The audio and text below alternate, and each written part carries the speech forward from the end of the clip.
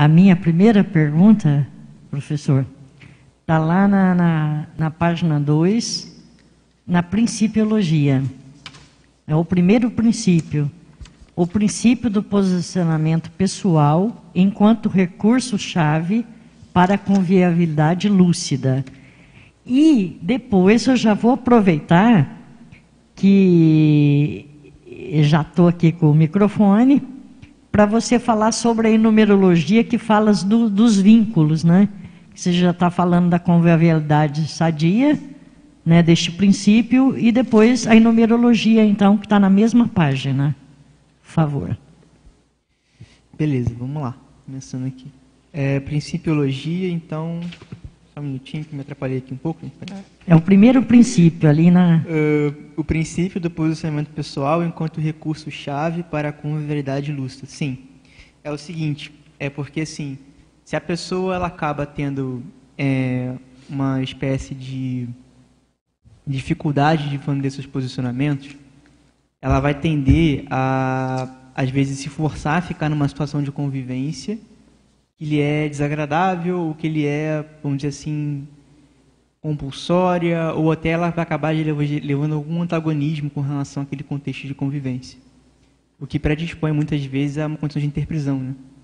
Então, o processo de posicionamento pessoal é importante para a pessoa conseguir deixar claro a visão dela e não precisa nem, às vezes, necessariamente verbalizar, mas às vezes, pelo próprio comportamento que ela tem, ela pode fazer esse movimento de mostrar, pelo exemplo pessoal, qual é o holopensene dela, como é que ela vive a vida dela, como é que ela funciona, né? Porque, por exemplo, eu acho que a gente tem várias situações que o inversor pode enfrentar, até não só o inversor, mas no termo civis de maneira geral, que ele vai acabar entrando em contextos que vão exigir esse princípio de posicionamento pessoal, né? Às vezes em situações do trabalho, que a pessoa às vezes vai ter lá situações que ela vai precisar, às vezes, deixar claro que ela não vai, por exemplo, sair para beber com os amigos, lá com os colegas de trabalho. Ela precisa deixar claro, às vezes, que não vai casar, para a família dela, né? Ou não vai ter filho, por exemplo, que é uma coisa mais assim, que a gente discute bastante aqui na Conscienciologia também. Ou até mesmo coisas mais sutis, né? Por exemplo, alguns comportamentos de lazer mais patológicos, como, sei lá, pessoa que gosta de ficar assistindo muitos filmes de guerra, ou ficar assistindo processos, às vezes, videogame, esse tipo de coisa, né? Também tem relação com esse posicionamento, porque a gente precisa também pensar e considerar as consciências extrafísicas, né? Então, às vezes, alguns hábitos que a gente tem também, eles sustentam uma convivialidade patológica com consciências, né? Então, às vezes, a pessoa tem lá um hábito de... Os mais clássicos, os mais grosseiros são beber, fumar, né, por exemplo. Mas também existem situações, às vezes, de querer ficar assistindo muito filme, mais patológico, que evoca muita coisa.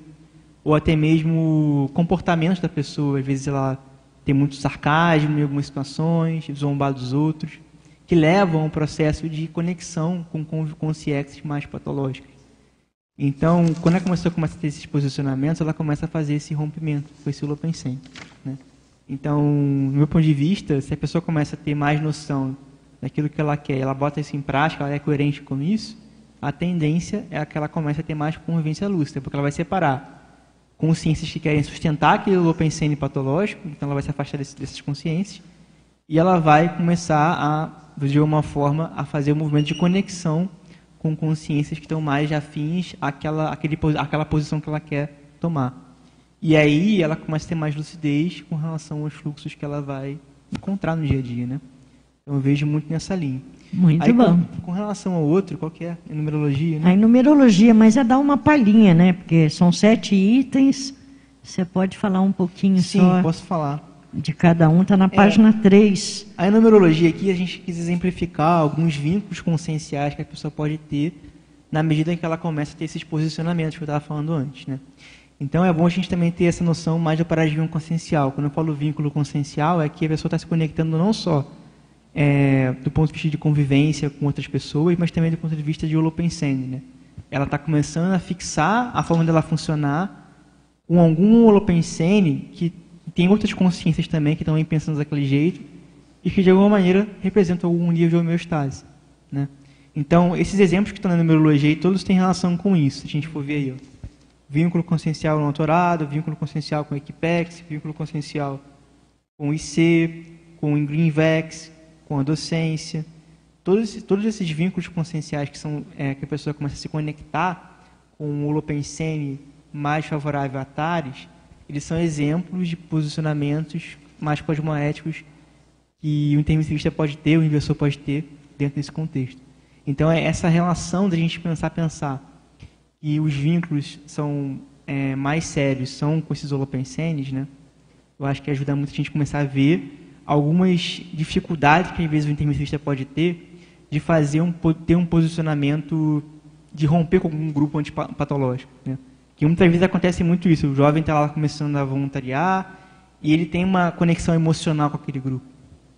Só que aquela conexão emocional faz com que ele se conecte também com o Holopensene mais patológico, né? Então, essa noção de começar a entender com quais holopensenes eu quero me conectar, eu quero me vincular, eu acho que é uma reflexão que vale a gente fazer para ajudar o pessoal a ter mais lucidez nessas situações. O Igor, na página 3, você pôs ali na fobiologia a superação da conviviofobia. Uhum. O que você pode falar a respeito dentro, né, que já falou da conviviologia lúcida, já está falando sobre isso. O que você pode falar mais a respeito? Sim. Aí essa ideia é mais trazer uma noção de que às vezes a pessoa pode ter uma insegurança muito grande na convivência, né, um medo de conviver com outras pessoas, porque ela mesma não tem claro para ela o posicionamento dela. Ela mesma vai ter dificuldade às vezes de dar um não, dizer um não, ou de funcionar naquele contexto. Então eu vejo que o processo de, muitas vezes, insegurança pode estar associado com isso, tá? Esse medo, às vezes, de embarcar em uma situação sem lucidez, que você acaba comprometendo aquelas consciências ali, inclusive você. Vamos supor, a pessoa, às vezes, no passado, tomou uma decisão que ela embarcou na onda do grupo dela, que ela estava lá, e o grupo fez besteira, acabou gerando interprisão. Ela pode ter um receio de fazer essa conexão hoje.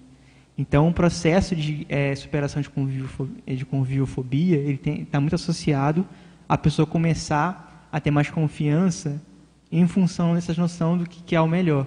E ela vai ter mais noção nesse sentido de ver situações que, mesmo que seja uma situação que ela precisa dizer um não, ela fica mais tranquila em dizer, porque ela sabe que aquela convivência está startando um holopensene mais regressivo. Então, acho que é essa relação que a gente pode também estabelecer. E aí, pessoal, gostaram do vídeo? Então não se esqueça de curtir aí nosso vídeo, se inscrever no nosso canal para que você consiga receber mais conteúdo sobre a inversão existencial e a evolução na juventude.